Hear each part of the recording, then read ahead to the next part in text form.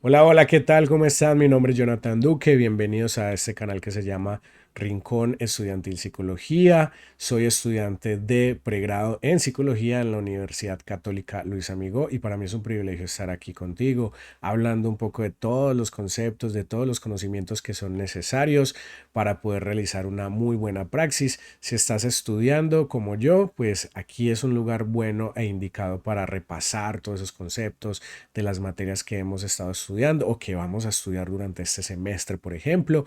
Si no estudias psicología, igual bienvenido porque por acá puedes curiosear, puedes aprender cosas nuevas. Y qué mejor que tener el cerebro activo aprendiendo cosas buenas, interesantes y que te pueden ayudar un poquito.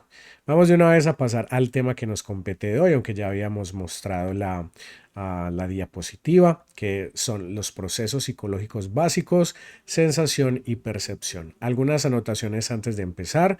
Recordemos que esto está basado en el libro Psicología de Davis y Palladino. ¿Sí?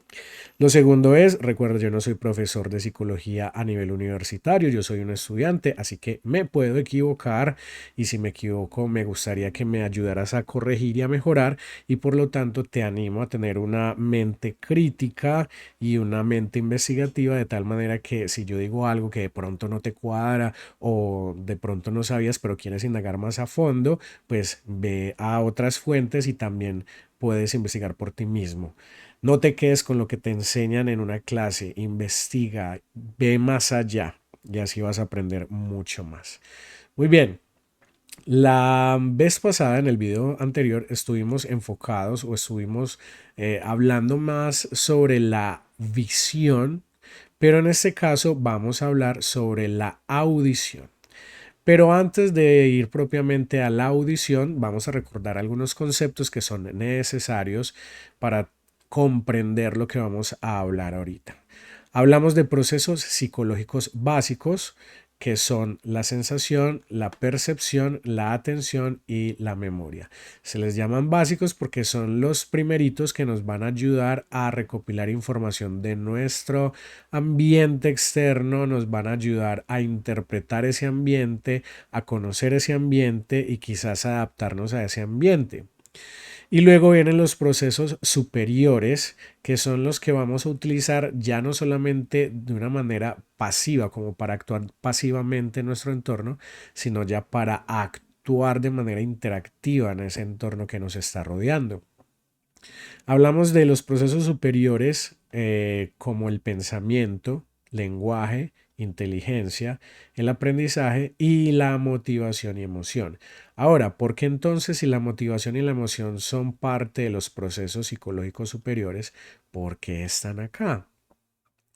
Bueno, Davis y Palladino dirán que si bien se relacionan con los procesos psicológicos superiores, también juegan un papel muy importante para que la sensación, la percepción, la atención y la memoria se desarrollen de una manera óptima. Así que igual ellos lo unieron a los procesos psicológicos básicos y por eso yo también los puse en esta diapositiva. Por el momento nos estamos concentrando en la sensación y en la percepción. En el video pasado, recuerda, hablamos de la visión, hoy vamos a hablar de la audición. Estoy saliendo de una gripa, la macha, entonces mi voz va a estar rarita, quizás voy a tomar agua, quizás vas a escuchar mi tos, pero en fin, aquí vamos. Recordemos que es sensación, sencillo, palabras sencillas.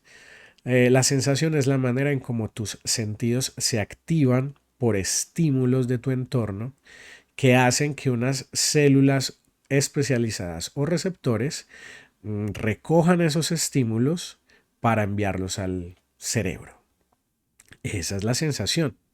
Una vez más, como dice la diapositiva, la sensación se refiere a la activación de receptores o células especializadas ante tipos específicos de estímulos ambientales. En otras palabras, es la manera en cómo tus cinco sentidos se activan ante los estímulos de temperatura, de luz, de sabor, de olor, de audición, pues ondas sonoras como las que vamos a hablar ahorita, etcétera. La sensación ocurre a nivel de los sentidos, no del cerebro. el proceso que ocurre a nivel cerebral es el que conocemos como percepción. La percepción sí ocurre a nivel cerebral y es cuando ya los sentidos recogen toda esa información y la mandan al cerebro, el cerebro recopila todos esos estímulos, todas esas señales, las organiza, las comprende y sobre eso ya realiza un proceso de dar sentido a eso que se está sintiendo. Listo. Entonces digamos que la sensación es el primer escaloncito y luego viene la percepción. Podríamos hablar rápidamente de la atención aquí, por ejemplo, porque constantemente estamos siendo bombardeados con muchos estímulos. Entonces, en ese sentido, la atención es la que se encarga de darle prioridad a algunos estímulos sobre otros. Y la memoria es la que nos ayuda a guardar las percepciones de de esas sensaciones, perdón. ¿Sí? Básicamente se conectan las cuatro, la sensación, la percepción, la atención y la memoria. Pero eso es para después. Por el momento vas a decir que la percepción entonces ocurre a nivel cerebral. La sensación a nivel de los sentidos, la percepción a nivel del cerebro. Sin embargo, tenemos un problema y es que recordemos que el cerebro es exclusivo y tiene su propio lenguaje. ¿Sí? Y ese lenguaje es el que utilizan las neuronas para comunicarse las unas con las otras. ¿Cómo se comunican? Con sus axones y sus dendritas en un lugar llamado espacio sináptico donde hacen sinapsis, donde se comunican.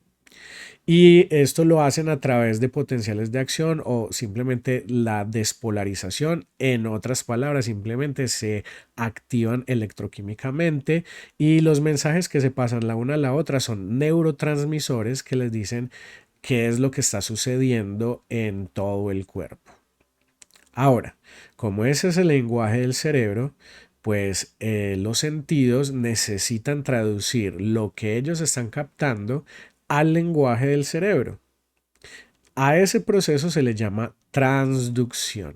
La transducción es el proceso en donde los sentidos recopilan los estímulos del ambiente y llega un momento en donde traducen eso a un lenguaje conocido por el cerebro.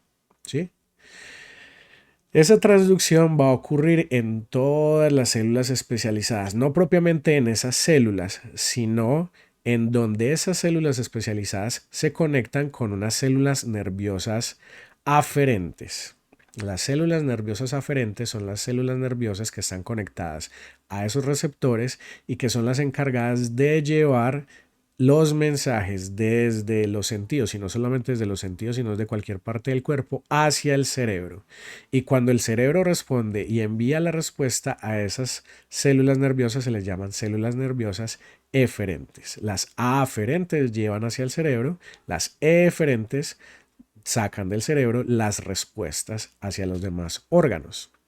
Entonces la transducción ocurre cuando las células especializadas se activan y estas a su vez activan las células nerviosas aferentes, haciendo que éstas se despolaricen. A eso se le llama transducción. Ahorita lo vamos una vez más, aunque ya lo habíamos visto en el video pasado con los conos y bastones, ahorita lo vamos a ver con el oído. Vamos de una vez al tema, ¿qué y cómo escuchamos? Muy bien. ¿Qué escuchamos? Básicamente lo que nosotros vamos a escuchar son ondas sonoras. ¿Cómo se forman las ondas sonoras? Cuando un objeto vibra, ese a su vez hace que las partículas de aire que están alrededor de él también vibren.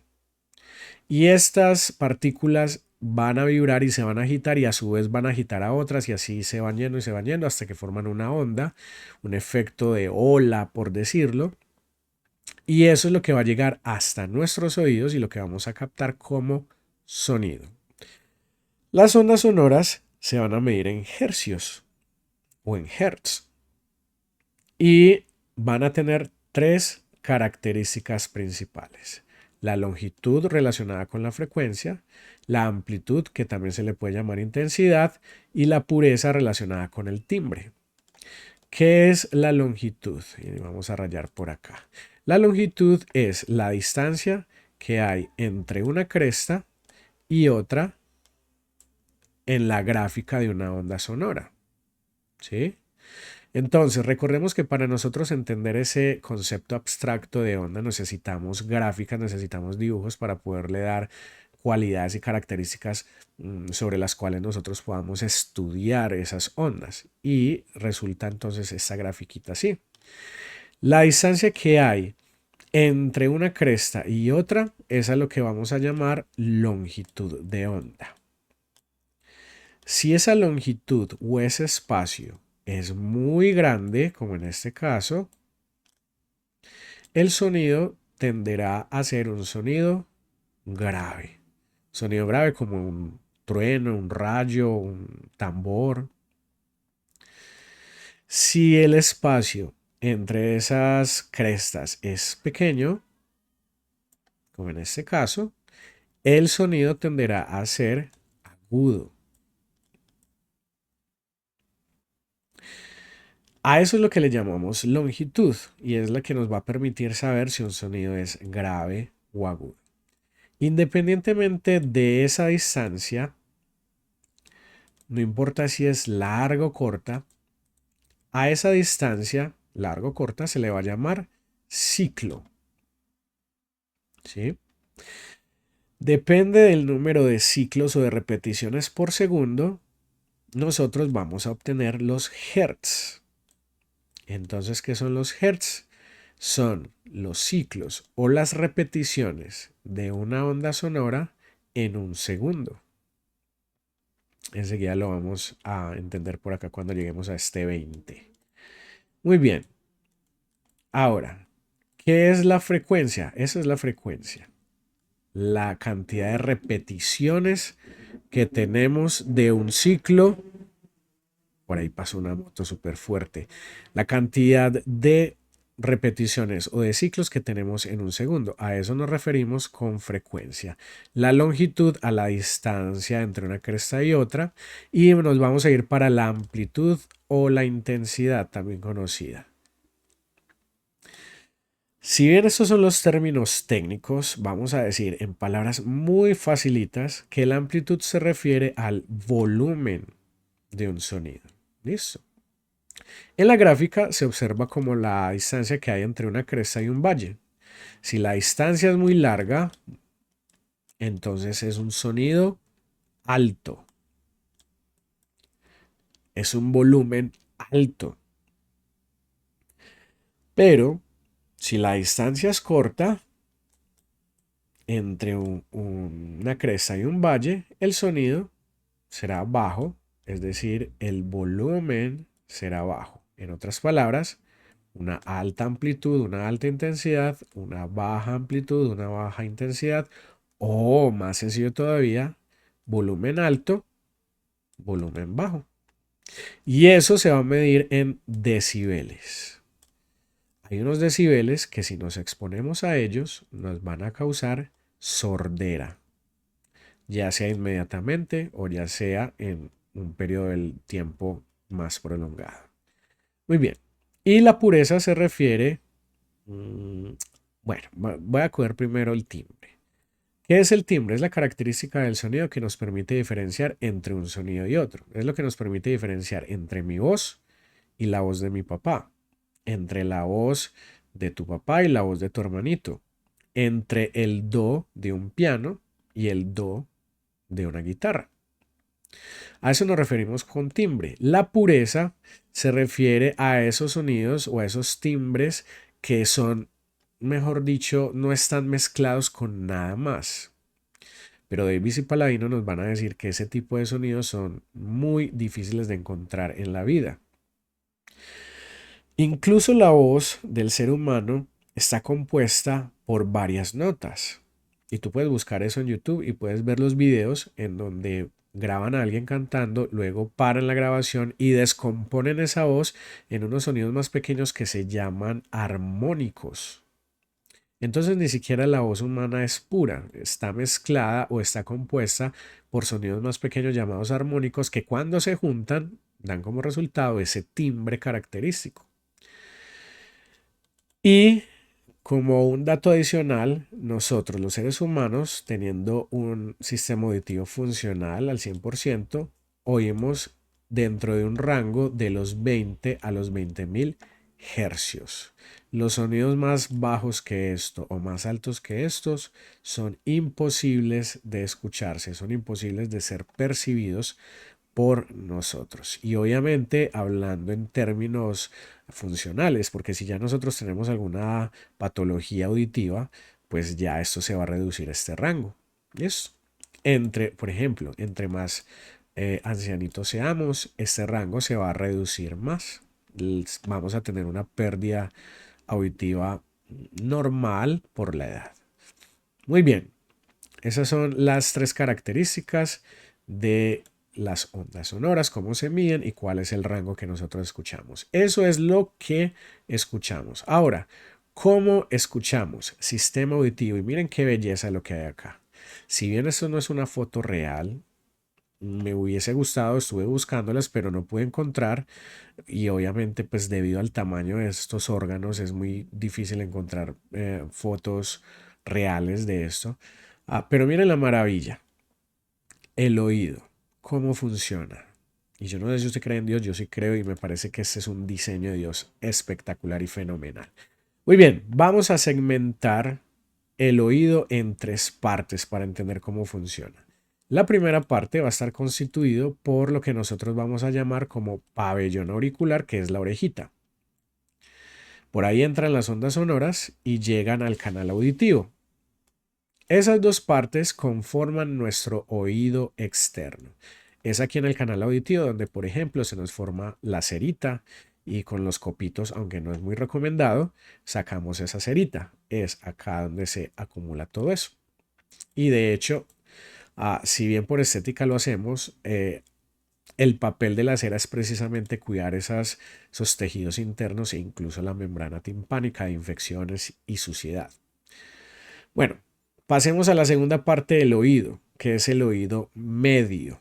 En el oído medio vamos a encontrar el tímpano, vamos a encontrar estos tres huesitos que juntos se llaman los osículos y que son el martillo, el yunque y el huesito más pequeñito que tenemos en el cuerpo que se llama el estribo. Esas tres secciones van a conformar lo que se llama, perdón, esas cuatro secciones van a conformar lo que se llama el oído medio, el tímpano y los tres huesitos del osículo. Ese es el oído medio. Y el oído medio también tiene otro lugar muy interesante que es el canal o la trompa de Eustaquio, que es esta de acá. Ese es un conducto que está conectada con la parte posterior de la garganta, es decir, por allá en la garganta tenemos un huequito en ambos lados de la garganta que se conectan con el oído. ¿Cuál es la función? Dicen los que saben de este tema que una de las funciones principales, por ejemplo, es mantener la presión del oído medio y del oído externo en igualdad de condiciones para que no hayan daños por diferencia en esa presión. Claro que tiene algunas dificultades, por ejemplo, en ese momento que yo tengo gripa, que yo tengo tos, aunque estoy saliendo de ella, pero por la mucosidad, este canal a veces se puede medio bloquear. Y eso lo que va a generar es la sensación de de un oído tapado, como cuando estamos con ese malestar por allá, que vemos a los demás que nos hablan y nos sentimos dentro de un balde, dentro de un tarro plástico y escuchamos las voces por allá lejos, así con ese malestar. Entre otras cosas, también se debe a que posiblemente esta trompa de Eustaquio pueda estar un poquito bloqueada y eso genera esa sensación de oído tapado. Muy bien. Interesante esa trompa de Eustaquio. Ahora, ese es el oído medio. Y nos vamos al oído interno, que es la cóclea, que es esta de acá, este caracolito de acá.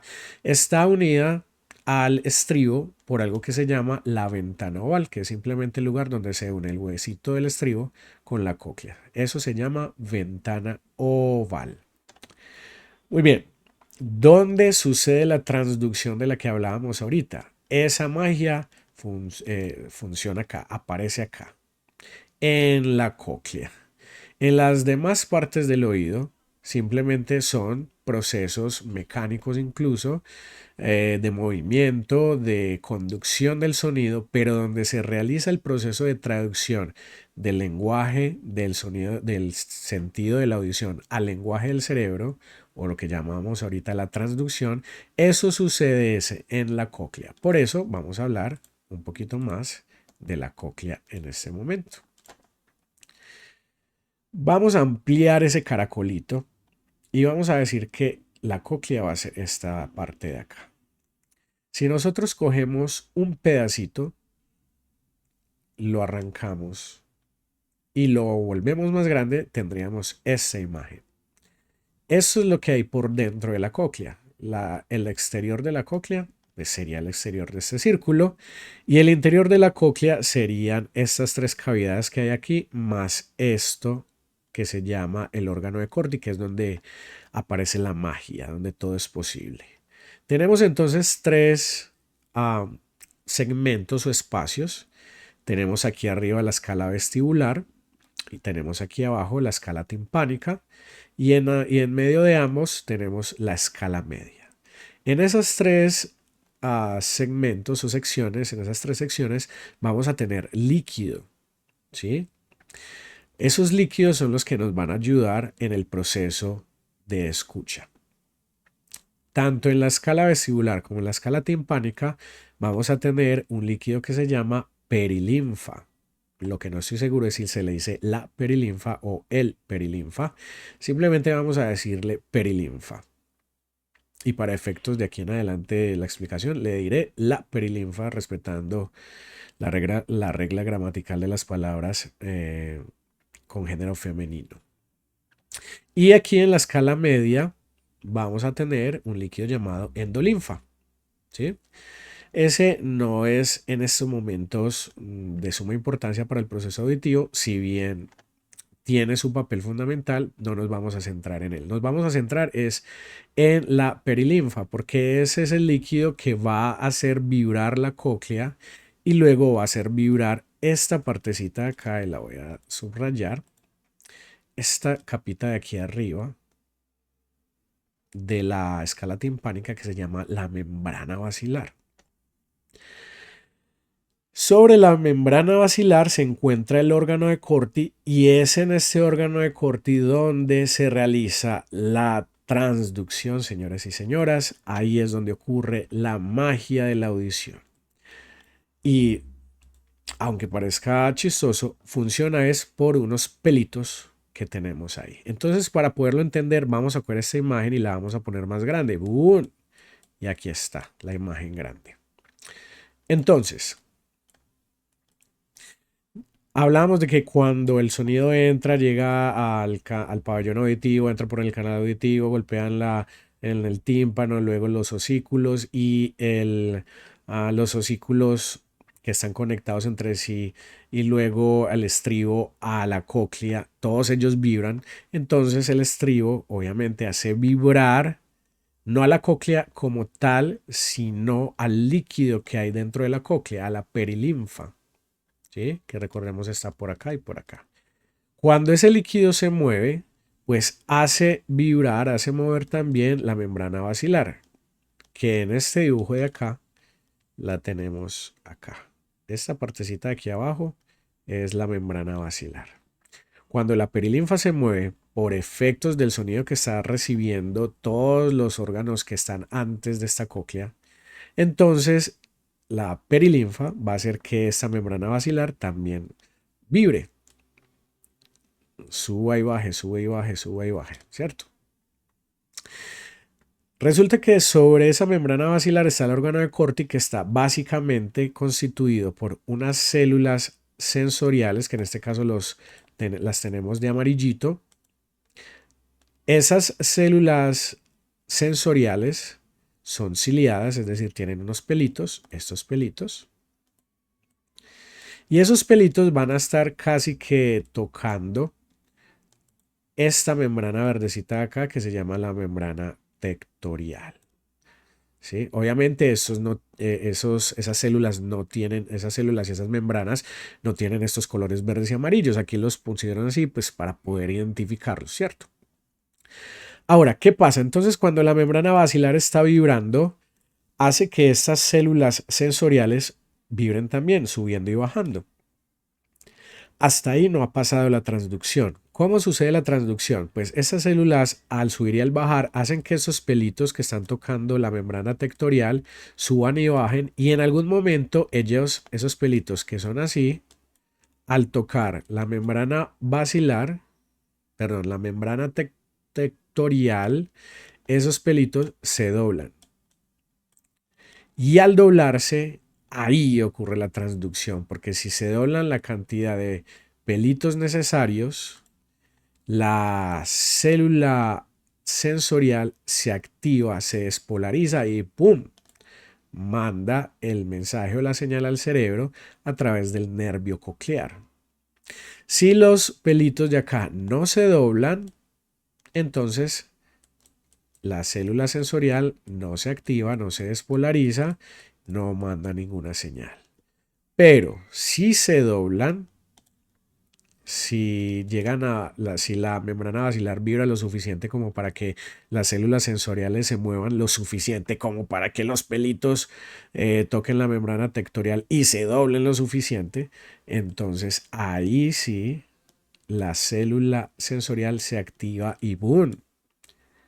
Realizan el proceso de transducción y mandan la señal al cerebro a través del nervio coclear, que recuerden, esto es un nervio aferente. Los eferentes son los que mandan la información desde el cerebro hasta los demás órganos.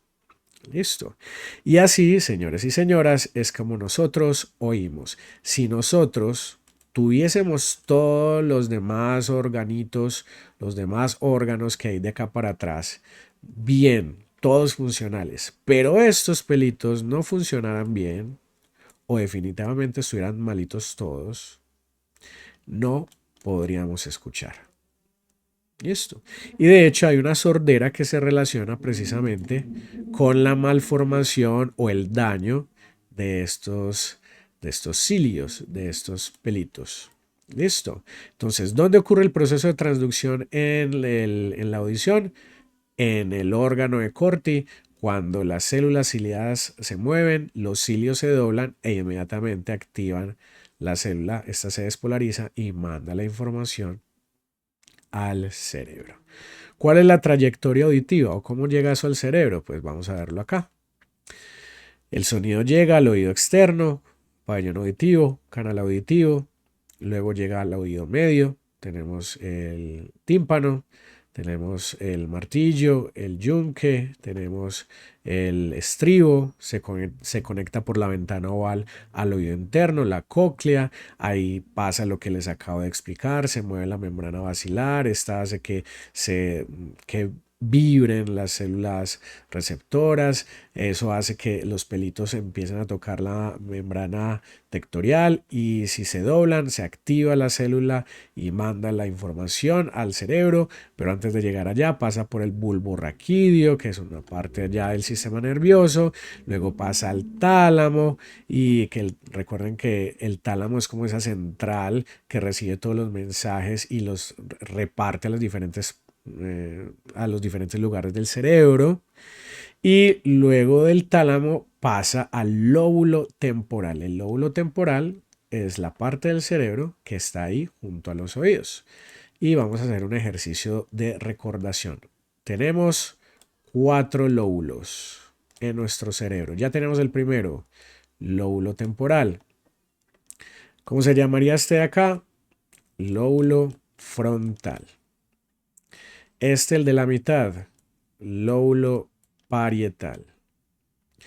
Y esta colita de acá atrás, que ya lo vimos en el video anterior, donde se traducen todas esas señales visuales y se hace la percepción de lo visual, ahí se encuentra el lóbulo occipital. Y ya teníamos el lóbulo temporal. Esos son los 4 lóbulos de nuestro cerebro. Y así como está la imagen, este sería el hemisferio izquierdo. Detrás de este estaría el hemisferio derecho. Muy bien, esa es la trayectoria auditiva. Ahora, ¿cómo escuchamos diferentes sonidos? Y vámonos rápido porque esto aquí es muy sencillo de entender. Tenemos dos teorías que se complementan la una a la otra, la teoría del lugar y la teoría de la frecuencia.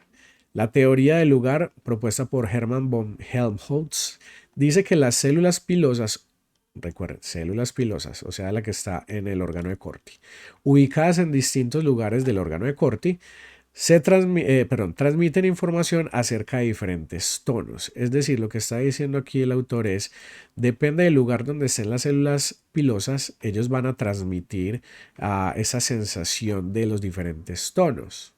Y entonces viene la teoría de la frecuencia a complementar eso. El libro habla de Ernest Rutherford. Yo investigué un poquito y resulta que no se le atribuye tanto a Rutherford. Rutherford es más desde un campo físico-matemático.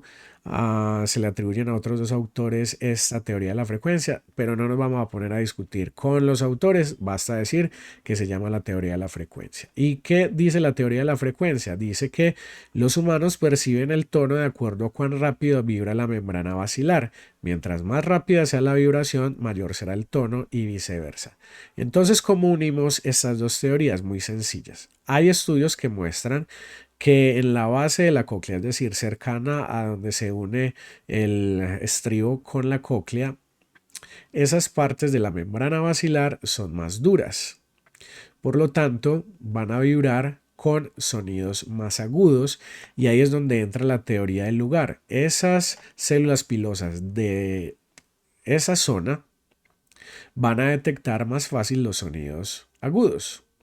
Mientras que hacia el ápice, o sea, hacia la parte más enrolladita, casi que hacia el centro de esa cóclea, la membrana basilar es menos densa, es menos gruesa y por lo tanto va a vibrar más fácil con los tonos graves. Es decir, las células pilosas ubicadas en ese lugar son capaces de activarse con tonos graves de sonidos. Y así la teoría del lugar y la teoría de la frecuencia se complementan para decir que la cóclea vibra a diferentes frecuencias en determinados lugares y esas células pilosas de esos determinados lugares, dependiendo cómo vibra esa membrana basilar, esa cóclea ahí, entonces van a percibir más fácil sonidos graves o sonidos agudos. ¿Cómo ubicamos las fuentes de sonido? Y parece una pregunta muy sencilla, pero no es para nada boba la pregunta. Porque solamente imagínate un mundo en donde no supiéramos de dónde vienen los sonidos. Vas a pasar la calle, de tu izquierda suena un claxon porque te van a atropellar y como no discriminas el lugar desde donde viene ese sonido, no eres capaz de saber que vienen desde la izquierda y posiblemente, ¡pum!, te atropellan. Entonces, el saber identificar las fuentes de sonido además es una forma de adaptarnos a nuestro ambiente. Ahora, ¿cómo lo hacemos? Y parece sencillo y en realidad es muy sencillo. Básicamente por dos procesos. El primero es el bloqueo de sonido por parte de la cabeza. ¿Cómo es eso? Pues sí, imaginemos el mismo ejemplo. Vas a pasar la calle, suena desde la izquierda el claxon que te van a arrollar y ese sonido llega a tu oído izquierdo sin más ni más. Pero tu cabeza hace que la señal llegue unos milisegundos atrasada al oído derecho, porque las ondas sonoras tienen que rodear tu cabeza hasta llegar al otro oído, al otro extremo. Ahí entra el segundo mecanismo, que es el retraso del procesamiento neural en el cerebro. ¿Qué significa eso? Es básicamente que el cerebro detecta ese desfase en milisegundos de la llegada de las señales auditivas desde ambos oídos. Y el cerebro percibe eso como el origen, o mejor dicho, te permite percibir ese desfase como la manera de identificar de dónde viene el sonido. ¿Sí? Esto permite que nosotros podamos entender, percibir. Recuerda que esto ya tiene que ver con la percepción. Eso es lo que nos permite percibir de dónde vienen los sonidos. ¿Sí? Y de hecho, también tiene que ver mucho con la manera en cómo nosotros percibimos los sonidos, no solo desde su fuente, sino incluso desde el gusto por ellos.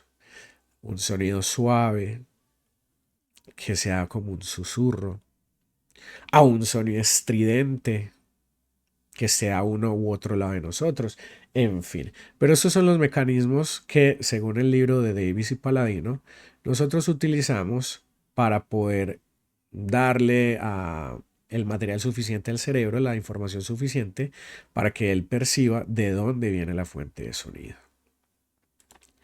Y por último, vamos a hablar de los trastornos auditivos y vamos a decir que los trastornos auditivos pueden provenir de dos maneras o pueden afectar a una persona debido a dos factores. O por factores externos a la persona o por factores internos. Si es por factores externos, entonces tendríamos que decir que una persona que tenga sordera seguramente estuvo expuesta a un nivel alto de decibeles que le generó esa sordera. Por ejemplo, en una ciudad como la de Medellín, a eso de las 2, 3, 4 de la tarde, en el centro, en la Oriental, que es una de las avenidas más importantes, eso se puede generar, según esta tabla, 80 decibeles de sonido, de intensidad. Y si estás expuesto a eso durante más de 8 horas, te puede generar pérdida auditiva. A los que nos gusta el rockcito, si vamos a un concierto de rock y nos ponemos delante de las bocinas, como dice acá, generalmente esas bocinas van a estar produciendo alrededor de 120 decibeles. Si nos quedamos ahí, vamos a tener un peligro inmediato, inminente, de quedarnos sordos. Y recuerden que la sordera viene porque alguno de los órganos involucrados en ese sistema auditivo se daña. Y algunos de ellos son irreparables, por ejemplo los pelitos de los que hablábamos ahorita. Si esos pelitos se llegan a dañar, ya no hay manera de arreglarlos, ya se quedan así y perdemos nuestra audición. Ahora, no he escuchado el caso, pero digamos que tú eres así todo temerario y te vas para Estados Unidos a ver el lanzamiento de un cohete y te burlas de la seguridad y quedas junto al cohete. Pues déjame decirte que son 180 decibeles de intensidad y vas a tener una pérdida auditiva permanente inmediata. ¿Sí? Una conversación normal genera 60 decibeles, pero no vas a tener ningún peligro. A partir de los 60 decibeles ya puedes verte expuesto a posibles daños de pérdida de la audición. Esto es si es externo a la persona, pero resulta que también hay sorderas que devienen por situaciones internas, como genética o como enfermedades. Por ejemplo, tenemos aquí la sordera de conducción y es aquella que refiere problemas asociados con la conducción o transmisión de sonidos a través de los oídos externo y medio. Es decir, falla alguna parte ya sea de la oreja, pues que nosotros llamamos oreja o el pabellón auditivo, del canal auditivo, o se dañó el tímpano o se dañaron alguno de los tres huesitos del hocículo, ¿sí? Si hay algún daño en alguna de esas partes, estamos hablando de una sordera de conducción. Esas sorderas de conducción generalmente se pueden tratar. Dice el libro que se pueden tratar con auxiliares auditivos que ayuden pues como a superar los daños que se hayan podido causar. ¿Sí? Tenemos la sordera neurosensorial. Bueno, esa sordera de conducción puede ser también producida por efectos externos, elementos externos, como los descritos en la tablita anterior. Tenemos la sordera neurosensorial. La sordera neurosensorial es la que causa el daño en el oído interno, en la cóclea, en especial en las células pilosas, en los pelitos que hablábamos ahorita. Y la sordera central ya se refiere a esa sordera producto de la malformación o producto de un daño en digámosle, en la parte ya del cerebro, ¿sí? Entonces, mientras la neurosensorial se refiere a la cóclea, la sordera central se refiere ya a los canales auditivos cerebrales, a las trayectorias auditivas o como tal al mismo cerebro, ¿cierto? Esas dos, la neurosensorial y la central, se refieren, o mejor dicho, se producen por dos factores, o por algo genético o por enfermedades causadas en los primeros estadios de la vida, como por ejemplo una meningitis en los recién nacidos, o como por ejemplo falta de oxígeno en el nacimiento. ¿Sí? Ahora, tratar la sordera neurosensorial y la sordera central de acuerdo a Davis y Paladino es muy complicado. Se pueden utilizar implantes cocleares, pero obviamente la calidad de lo que se va a escuchar, ush, pasó una moto súper fuerte. La calidad de lo que se va a escuchar no va a ser igual a la calidad del sonido que las personas con su sentido de la escucha óptima reciben. ¿Sí? De hecho, yo, por ejemplo, soy docente en un colegio y yo tengo un estudiante con un implante coclear. Y es muy chistoso porque, por ejemplo, cuando él ya está cansado de tanta bulla y de tanto ruido en el salón, él desconecta su implante coclear y deja de escuchar. Ya no tiene señal que vaya al cerebro. Y aún así, él también, aunque tiene ese implante coclear que estimula pues como el nervio auditivo para darle un poco de sensibilidad a los sonidos que están a su alrededor, igual la forma en como él percibe esos sonidos no es la misma manera en como nosotros lo hacemos. Entonces se puede tratar, pero los resultados no van a ser los mejores. Se puede incluso hacer cirugía, pero una vez más, los resultados no van a ser los mejores, según Davis y Paladino. Y bueno, así vamos llegando al final de este video. Espero que les haya servido de alguna manera. Si llegas hasta acá, muchas gracias. Esto es un tema súper interesante. Nos estaremos viendo en el próximo, que si Dios lo permite, lo voy a estar haciendo sobre el gusto y el olfato. Mientras tanto, muchas gracias por haber llegado hasta acá. Es un gusto tenerte por acá. Si quieres compartir el video, dale. Si te quieres suscribir, dale. Igual esto yo no lo hago por dinero, lo hago por el mero estudio y por las ganas de compartir lo que aprendo. Gracias al Señor con todos los que más puedan. Hasta luego, estamos hablando en una próxima oportunidad. Chao, chao.